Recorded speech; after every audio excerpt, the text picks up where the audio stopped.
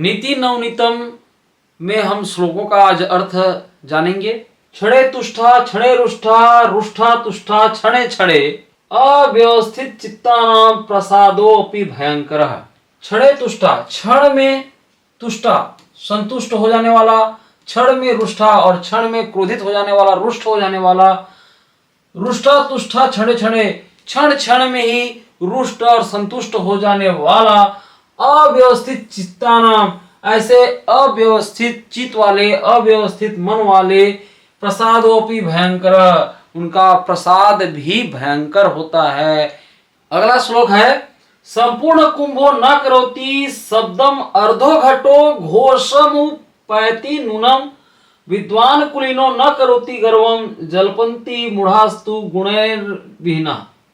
संपूर्ण कुंभो, पूरी तरह से भरा हुआ घड़ा, संपूर्ण यानी पूरा, कुंभो यानी घड़ा, पूरी तरह से भरा हुआ घड़ा, न करोति नहीं करता है, शब्दम शब्द नहीं करता है, लेकिन यहाँ पर अर्ध है, आधा घटो, आधा भरा हुआ घड़ा, घोषम शोर करता है, अति नूनम थोड़ा होकर के भी अधिक वो शोर करता है, विद्वान कुलीनो विद्वान कुल के, न करोति गर्वम वो कभी भी घमंड नहीं करते। जिस तरह से भरा हुआ घड़ा शोर नहीं करता, उसी प्रकार से विद्वान कुल के लोग जो है गर्व नहीं करते हैं। जलपंती, जो जल जिनमें कम होता है, मतलब ज्ञान जिनमें कम होता है, ऐसे मूढ़ास्तु, ऐसे मूर्ख लोग, गुणीर विहीनो, जो गुण से विहीन होते हैं, ये ज्यादा शोर करते हैं, यानी बात बात में तुनक जाएंगे, ज्यादा ये चिल्लाएंगे।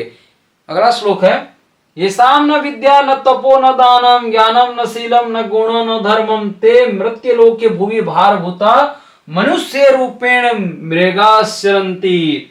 येषां, जिनके पास न विद्या है, न तपो न तप है, न दानम न दान है, ज्ञानम न और ज्ञान भी नहीं है, न शीलम न चरित्र है, न गुणो न गुण है, न धर्म है, ते मृत्युलोके वे मृत्युलोक में भुवि भारभूता एक भार के समान ही विचरण कर रहे हैं। मनुष्य रूपेण मृगाश्चरन्ति, मनुष्य के रूप में मृग की भांति वो विचरण कर रहे हैं, चल रहे हैं। अगला पद्य उद्यमेन ही सिद्ध्यन्ति कार्याणि न मनोरथे न ही सुप्तस्य सिंहस्य प्रविशन्ति मुखे मृगा।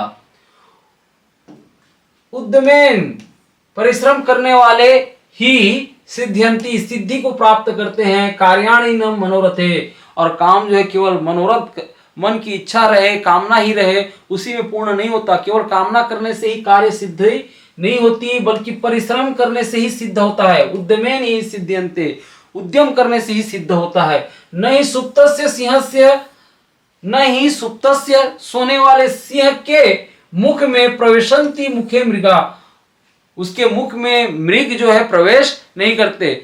सोए हुए शेर के मुख में हिरण भी प्रवेश नहीं करते। उसी तरीके से केवल इच्छा करते रहने से सारे काम सिद्ध नहीं हो जाते, परिश्रम तो करना ही पड़ता है सिद्धि प्राप्ति के लिए। ये इस प्रकार से इस श्लोक का भावार्थ है।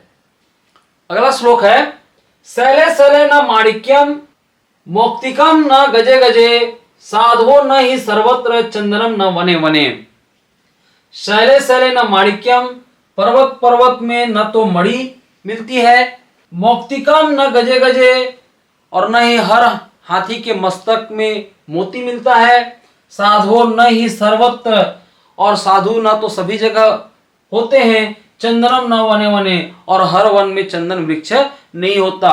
कहने का मतलब यह है कि हर पर्वत में आपको न तो मणि मिलेगा और न ही, एक प्रकार से कहा जाता है कि हाथी के मस्तक में मोती होता है, तो हर हाथी के मस्तक में न तो मोती मिलेगा और न ही हर जगह साधु लोग मिलते हैं और हर वन में चंदन का वृक्ष नहीं होता। मतलब ये सभी दुर्लभ वस्तुएं हैं, कहीं कहीं ही मिलती है। इस श्लोक का भावार्थ यही है।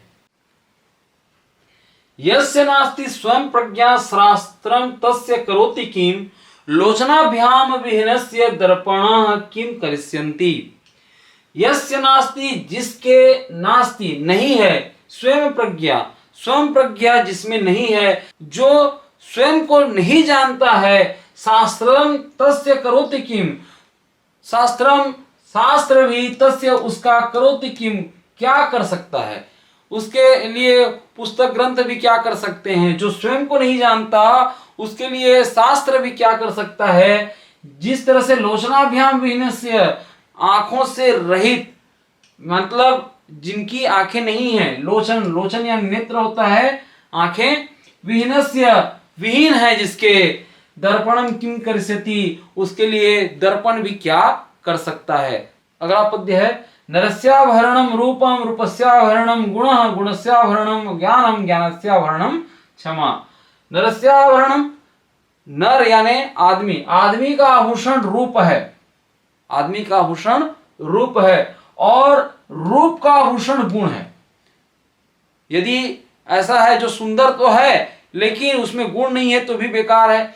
तो रूपस्याभरणम माने रूप का आभूषण गुण है, और गुण का आभूषण ज्ञान है, और ज्ञान का आभूषण क्षमा है। ऐसा व्यक्ति जिसमें क्षमा ना हो तो भी उसका ज्ञान भी कोई मतलब का नहीं है। जिसका ज्ञान जिसमें नहीं हो तो उसका कोई गुण का भी कोई मतलब नहीं, और जिसमें कोई गुण नहीं हो वो रूप का भी कोई मतलब नहीं, और जिसमें कोई रूप ना हो उस मनुष्य का भी कोई मतलब नहीं होता। इसलिए यहाँ पर इस पद्य का अर्थ होता है कि मनुष्य का आभूषण रूप, रूप का आभूषण गुण, गुण का आभूषण ज्ञान, और ज्ञान का आभूषण क्षमा है। नीति नवनीतम के सारे श्लोक का अर्थ भावार्थ पता चल गया होगा। इसी तरह से आप हमसे जुड़े रहिए।